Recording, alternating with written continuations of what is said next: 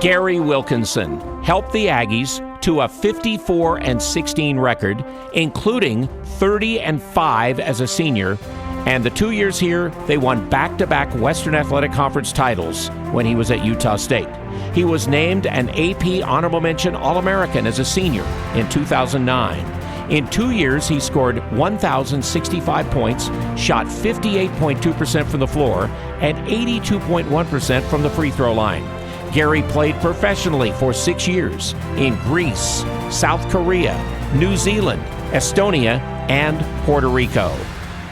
Utah State was my first and only visit. I came up here, met with Coach Morrill, knew that this is where I want to be, and that was that. Coach Morrill is a basketball genius, okay?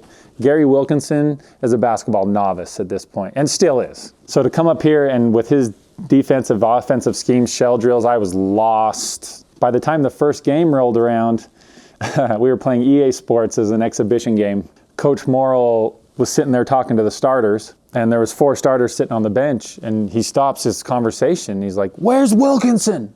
And I was like, I didn't even know I was starting. I was just out there in the huddle just watching, and I went in there and, it started from there and started every game as an Aggie. By the time I got to Coach Morrill, my whole mindset had shifted into say, you do what you're asked to do. Gary's irrelevant here. That mindset helped me to kind of lock into what Coach Morrill wanted and what his expectations were. And I felt like if I could just do my best to meet those expectations, then things would work out for me because I trusted him as a coach. And that was obviously true. I had good games initially, but there were games where I'd hit rough patches, and he stuck with me. He kept giving me opportunities and kept giving me opportunities.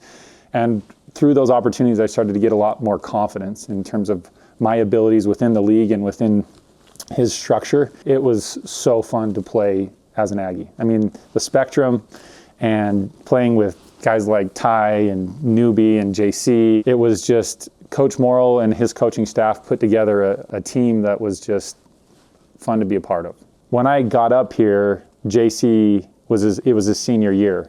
And so we got together and we were in the gym pretty much every day, and he took me through workouts. And JC is a hard worker. I just worked with him and I realized, okay, this is what it's going to take to compete at Utah State at this level. And so I was really grateful to have that opportunity. I got up here and meet Ty Wesley, who him and I have formed a really deep, great relationship.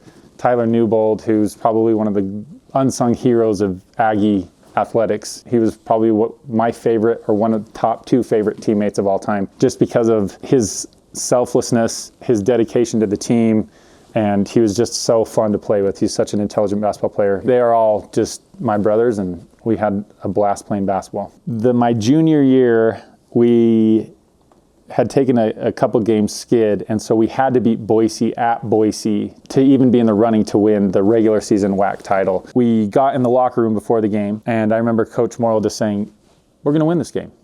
And that's generally not Coach's style. He doesn't say things like that. So when he says, "Guys, we're going to win," it was kind of like, okay, let's go do it. And we went out. We played Idaho the night before.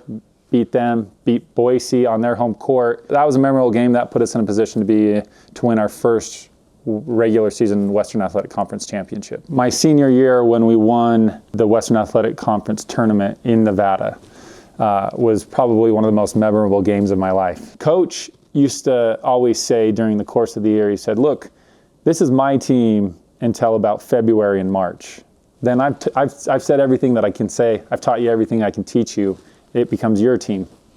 And I remember playing Nevada, and every timeout that we had, it was like the players were just so engaged. Coach obviously was coaching, but he kind of just let us coach each other and help and motivate each other, and it was a really fun thing to be a part of. We ended up beating Nevada on their home court. I knew that I never lost a home game at Utah State. I was 34-0 as an Aggie at home. That's thanks to the Utah State crowd. I'll say that. I mean, it was so loud in the spectrum. And I remember getting out on the court, warming up before games. And I used to like to stop about, 15, 20 minutes before the game and sit down and then watch our fans roll into the stadium and then watch the other team, watch them run down screaming to their seats. I enjoyed that so much, because then I'm like, I get to see that they're like what are we in for tonight? And I'm like, you have no idea. I didn't come to Utah State to be in the Hall of Fame. I came to Utah State to play basketball. To the degree that that happens, that's just a byproduct of, more so probably, of the people around me than it is of me. To be recognized after my time here and the things that we were able to accomplish as a team, for me it's fun. My kids were around when I played college basketball, so they get to come back and see these things and, hey, see, Dad's not a complete nerd. He actually did a few things when he was younger. So this community and this university has been nothing but good to me. So I'm very appreciative of that. Being engaged in the Aggie community was something that was a blast, and I loved every second of it. It was amazing.